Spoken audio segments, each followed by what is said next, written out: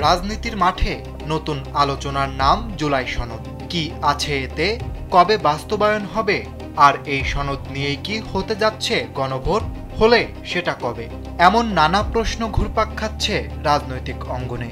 জাতীয় ঐক্যমত্য কমিশনের বৈঠক শেষে এই সনদ নিয়ে গুরুত্বপূর্ণ ইঙ্গিত দিলেন বিএনপির স্থায়ী কমিটির সদস্য সালাহউদ্দিন আহমদ।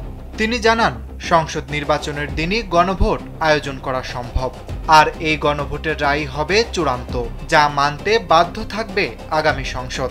সালাহউদ্দিন আহমেদ বলেন, জাতীয় ঐক্যমত্য কমিশনে সনদ বাস্তবায়ন প্রক্রিয়ায় আমরা এখন ফাইনাল স্টেজে আছি। মোটামুটি সিদ্ধান্ত হয়ে গেছে। জুলাই জাতীয় সনদ 2025 অধ্যাদেশ আকারে জারি হতে পারে।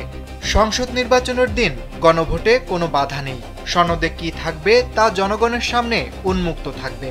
জনরায় হবে চূড়ান্ত রায়। তবে সব প্রস্তাবে একমত হয়নি কমিশন। যেসব বিষয়ে নোট অব ডিসেন্ট রয়েছে সেগুলো দলগুলোর নির্বাচনী ইশতেহারে থাকবে।